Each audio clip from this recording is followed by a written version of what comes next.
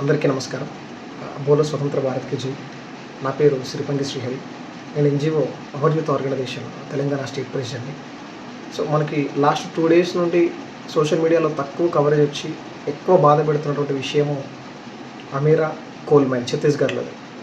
మీడియాలో చాలా తక్కువ కవరేజ్ అయింది. బట్ ప్రతి ఒక్క నేచర్ లవర్‌ని, ప్రతి ఒక్క ఇండియన్‌ని కూడా బాగా బాధ పెడుతూ ఉన్నది. ఈ ఛత్తీస్‌గఢ్‌లో అమీరా కోల్ మైన్ వచ్చేసి స్టార్ట్ చేసినారు. ఆల్మోస్ట్ 40 పీపుల్ అందులో ఇంజ్యూర్డ్ అయినారు. పోలీస్ వాళ్ళు వీళ్ళు కొట్లాడుతున్నారు. టియర్ గ్యాస్ రిలీజ్ చేసారు. పోలీసు వాళ్ళు లాఠీ చార్జ్ చేసినారు. అక్కడ ఉన్న లోకల్ ఆదివాసీ వాళ్ళు ఏమంటున్నారంటే, మేము ఎన్నో సంవత్సరాల నుండి మాకు ఇది జీవనాధారం అయిపోయింది. మా ఫ్యామిలీ మెంబర్ లాగా భూమి ఉంది. మేము అది వేరే వాళ్ళకి పాడు చేయనివ్వలేము అని చెప్పేసి వాళ్ళు స్ట్రెయిట్ ఫార్వర్డ్గా మాట్లాడి కొట్లాడుతున్నారు. అండ్ మొన్న అదే డిసెంబర్ 5కి మధ్యప్రదేశ్లో అదానీ కోల్ మైన్స్ వాళ్ళు ఆల్మోస్ట్ 6 lakh ట్రీస్ కట్ చేసినారని చెప్పేసి కూడా మనకి సోషల్ మీడియాలో ఉంది. అది మీరు చెక్ చేసుకోవచ్చు కూడా. అండ్ ఆల్మోస్ట్ వాళ్ళు మధ్యప్రదేశ్ అదానీ గ్రూప్ వాళ్ళు చేయడము, అన్ని ట్రీస్ కట్ చేయడము. అండ్ మీకు లాస్ట్ ఒక 10 yearsలో మనం చెక్ చేసుకుంటే ఇంచుమించు 1.73 lakh హెక్టేర్స్ ఆఫ్ ల్యాండ్ని డీఫారెస్ట్రేట్ చేసినారు. అది మన రోడ్స్ అని, డెవలప్మెంట్ అని నంబర్ ఆఫ్ పేర్స్తో చేసినారు. అది వెరీ బ్యాడ్ థింగ్ అది. అండ్ ఇంకొకటి, లాస్ట్ మనకి 10 yearsలో ఇండియాలో, ఓవరాల్ ఇండియాలో 89,440 స్కూల్స్ వరకు కూడా అప్రాక్సిమేట్గా క్లోజ్ చేసి పెట్టేసినారు. స్టూడెంట్స్ చదువుకోవడానికి గవర్నమెంట్ స్కూల్స్ ఉంటాయి కదా, 89,000 స్కూల్స్ లిటరల్లీ క్లోజ్ చేశారు. అండ్ ఇంకోటి ఏంటంటే, మన దగ్గర ఉన్నటువంటి సిచ్యువేషన్ ఎట్లా ఉందంటే, మన ఇండియాలో daily 485 people lack of medicine వల్ల చనిపోతూ ఉన్నారు. మన ఇండియాలో పర్ డే 485 పీపుల్ చనిపోతున్నారు. అండ్ ఇంకోటి ఏంటంటే, బాధాకరమైన విషయం ఏంటంటే, ఆల్మోస్ట్ మనం 2015 నుంచి చూసుకుంటే 2015లో కథువా పిఎస్లో 6 మెంబర్స్ చంపేసినారు. 2016లో సిఆర్పిఎఫ్ కాన్వేలో 8 మందిని చంపేసినారు. తర్వాత యూరి ఆర్మీ క్యాంప్లో 19 మెంబర్స్ని చంపేసినారు. తర్వాత ఆర్మీ క్యాంప్ బర్ములాలో 5 మెంబర్స్ని చంపేసినారు. 2017లో అమర్నాథ్ యాత్రలో 8 మందిని చంపేసినారు. శ్రీనగర్ బిఎస్ఎఫ్ జవాన్లో ఒకరిని చంపేసినారు. అండ్ తర్వాత మనకు 2018లో వచ్చేసి సుంజ్వన్ ఆర్మీ క్యాంప్లో 6 మెంబర్స్ని చంపేసినారు. 2019లో పుల్వామా అటాక్ మీకు అందరికీ తెలిసింది, 46 మెంబర్స్ చంపేసినారు. 2021 శ్రీనగర్ పోలీసు బస్సులో 3 చంపేసినారు. 2022లో జమ్మూలో ఆర్మీ క్యాంప్ 4 చంపేసినారు. అండ్ మనకి రాజౌర్లో 7 మెంబర్స్ని చంపేసినారు. అందులో 12 మెంబర్స్ ఇంజూర్డ్ కూడా అయినారు. అది అప్పుడు కూడా చాలా మనందరినీ డిస్టర్బ్ చేసినటువంటి బాధకు పెట్టిన విషయం అది కూడా. అండ్ 2024లో అయితే ఆర్మీ ట్రక్ చంపేసినారు. అందులో 4 చనిపోయినారు. తర్వాత రేసీ పిల్గ్రిమ్స్లో 9 మంది చనిపోయినారు. సారీ. అండ్ 2025లో పహల్గామ్లో తెలిసిన విషయమే, ప్రతి ఒక్కరం కూడా దాంట్లో బాధపడ్డాము. 27 పీపుల్ చనిపోయినారు. అండ్ తర్వాత బీహార్లో అయితే మొన్ననే వెరీ రీసెంట్గా ఆర్మీ సోల్జర్సే స్ట్రైక్ చేయాల్సినటువంటి సిచ్యువేషన్ మన ఇండియాలో వచ్చింది.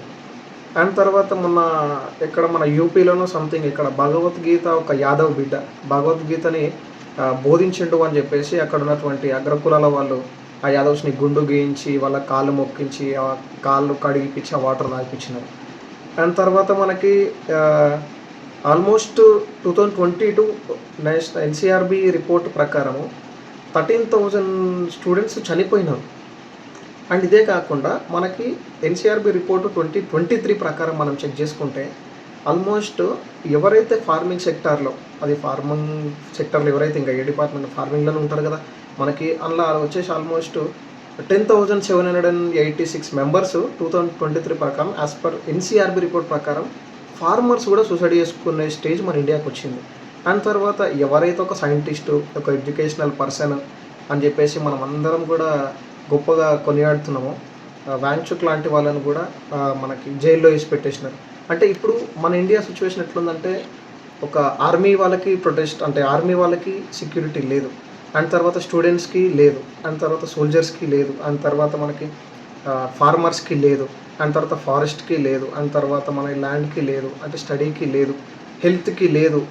స్కూల్స్ అన్నీ మూసేస్తున్నారు. అంటే అసలు ఎక్కడ పోతుంది, ఏం జరుగుతూ ఉంది? ఒక ఆర్గనైజేషన్ తరఫున మేము ఎందుకు సీరియస్గా మాట్లాడుతున్నామంటే, as we're fighting for good things in nature. ప్రతి ఒక్కరం కూడా మనం ఫైట్ చేయాలి. ఎందుకంటే రేపటి తరానికి మనం ఏమన్నా ఇవ్వాలనుకుంటే, ఈరోజు మనం కాపాడుకుంటున్నది రేపటికి వెళ్ళిపోతుంది. ఇవాళ ఉన్న కొన్ని అన్నీ క్లోజ్ చేసుకుంటా, ఖరాబ్ చేసుకుంటూ పోతే రేపటి రోజు మన తరానికి ఇవ్వడానికి కూడా ఏముండదు. సో ఏదున్నా కూడా ఇట్లాంటి విషయం ఏదొచ్చినా ప్రతి ఒక్కరు కూడా సోషల్ మీడియాలో ఎంటర్టైన్మెంటే కాకుండా ఇట్లాంటి వాటికి కూడా మాలాంటి ఒక ఆర్గనైజేషన్స్కి సపోర్ట్ చేసుకుంటూ పోతే రేపటి రోజు మన ఫ్యామిలీస్కి మన పిల్లలకి మనం ఇవ్వడానికి గిఫ్ట్గా ఈ నేచర్ తప్ప ఏది ఉండదు. ఆ నేచర్ని మనం ప్రొటెక్ట్ చేసుకుంటే మనతో ఉన్న వాళ్ళని మనము ప్రొటెక్ట్ చేసుకుంటేనే రేపు పొద్దున మనము అన్నీ కూడా ఇవ్వగలుగుతాము. సో లాస్ట్ 10 డేస్లో ఇన్ని ఘోరమైన సిచ్యువేషన్స్ మనం చూసినాము. స్టిల్ ఇప్పటికైనా కూడా ప్రతి ఒక్క పర్సన్ ఆలోచించాల్సినటువంటి స్టేజ్ వచ్చేసింది. ఎందుకంటే ఇండియాలో లాస్ట్ 10 ఇయర్స్లో ఇంటి సిచ్యువేషన్ జరిగినాయి. మీరు మళ్ళీ ఒకసారి వీడియో కావాలంటే చెక్ చేసుకోవచ్చు. సోల్జర్స్, స్టూడెంట్స్, ఫార్మర్స్ ప్రతి ఒక్కరు కూడా. So this is the right time నేను అనుకుంటున్నాను. సో ప్రతి ఒక్కరు కూడా ప్రతి దాని మీద ఒక అవేర్నెస్ రావాలి, ప్రతి ఒక్కరికి చెప్పాలి. అండ్ ప్రతి ఒక్కరు కూడా మనలాంటి ఎన్జిఓస్కి, ఆర్గనైజేషన్స్కి సపోర్ట్ చేయాలి. ఎందుకంటే నేచర్ని ప్రొటెక్ట్ చేసుకుంటేనే నేచర్ మనని ప్రొటెక్ట్ చేస్తుంది. ఎన్ని జనరేషన్స్ మారినా, ఎన్ని మారినా మన కళ్ళ ముందు మన దైవంగా కనిపించేది మన నేచర్ ఒకటి. సో కాబట్టి మన నేచర్ని మనం ప్రొటెక్ట్ చేసుకోవాలి. నేచర్లో ఉన్న మనందరం కూడా ఒకరికొకరు కాపాడుకోవాలి అని చెప్పేసి మనస్ఫూర్తిగా కోరుకుంటున్నాను. Thank you so much.